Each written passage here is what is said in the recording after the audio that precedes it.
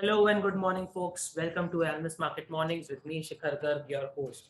Today we have JK with us to bring you your daily dose of market update. And JK, we've seen a lot of things happening. We've heard about the Ukraine and their no insistence of joining NATO update coming into the media circulation yesterday, even though it was announced something day before. Also, there were updates of US banning Russian oil, while a lot many businesses mentioned about them exiting Russia. So, what is your take on the geopolitics, and what is your take on things happening in the financial market? Please elaborate. Hey, good morning, Shikhar. Definitely, focus is now equally on the war front as well as on the market volatility and vulnerability, which was in full display yesterday, as we saw the moves in nickel, uh, forcing the LME authorities to actually suspend trading. Yeah, before that, let's have a recap on what happened. US stocks had a rocky session yesterday with index moving both ways in quick session but ended in the red, still digesting the news from Ukraine and assessing impact of it on the economies and the corporate from a whopping rise in many commodity prices.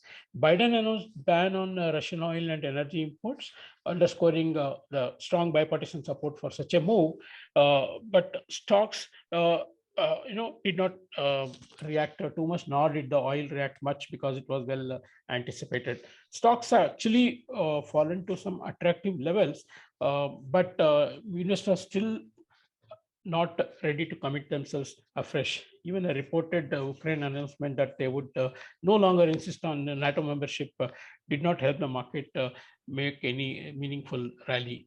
US yield curve moved higher on Tuesday, with expected inflationary pressure caused by higher crude oil prices and metal prices. 2-year, 10-year, and 30-year yields are dealing at 1.59, 1.84, and 2.22 respectively. The spread between 2 years and 10 years have further narrowed to 25 basis points. Asian currencies are dealing stronger today morning, led by yuan and Indonesian rupiah, while the US dollar index stays stable. Indian G6 closed at 6.89%, uh, tracking crude oil prices and likely to face resistance around 6.95. A bit on the crude oil, the one area that Western imposed sanctions did not directly touch earlier. European economy, in fact, depends on an uninterrupted supply of Russian energy, and the turning off would likely mean a large global energy price increase at a time when the world is already struggling with the high inflation. However, Western powers are keen to further pressurize Russia using oil import as a weapon. While US has announced banning Russian imports of oil, Europe has announced that it would reduce Russian gas dependency by 65% this year, and it would end by 2030. UK government announced it's also working on a plan to reduce oil and gas imports over time. Also, it seems there will be no total ban, and the decisions are taken by individual countries, which means other countries can still import oil from Russia, subject, of course, to overcoming difficulties like payment mechanism. On the nickel, which we cannot stop, referring to, a huge volatility was seen. It rose to 1 lakh from 20,000 recently, and it was all not only driven by supply shortage, the perceived supply shortages from Russia, but also the market positioning where they were caught very heavily short, and the squeeze really took the market prices to unimaginable, rate of, increase. So there were margin calls. In fact, one of the Chinese entity who was running a huge short position did not fulfill the margins, and there are uh, fears of a default, and exchange immediately has taken measures to stop trading yesterday, and in fact they canceled all the deals that were done yesterday.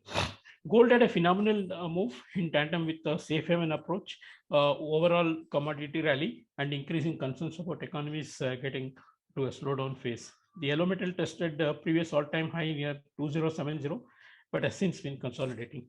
Short term looks overbought, but trend is quite strong and heads to 2150 in near term.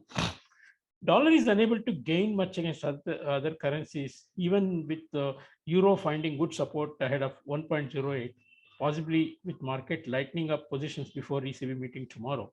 ECB, like Fed, is walking a tightrope as they look to balance between containing inflation and deal with uncertainties on growth front after the Ukraine war.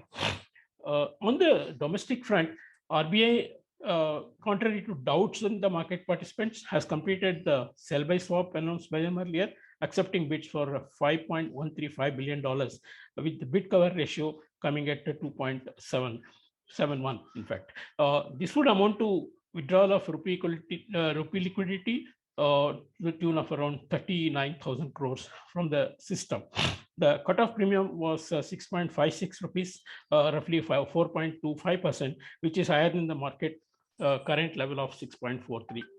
In another announcement, RBI also said the government had extended interest equalization scheme for exporters up to 31/3/2024, with retrospective effect from 1st October 2021.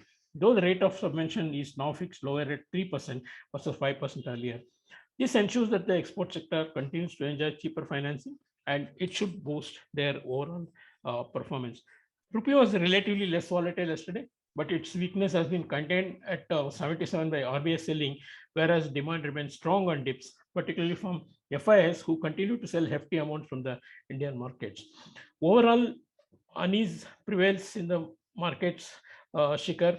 Everyone looking at news both from the war front and which is the vulnerable segment of the market that cracks. So really, it is a question of nervous traders, and long-term investors are just not entering the market right now. That's how we see this Wednesday morning in the market.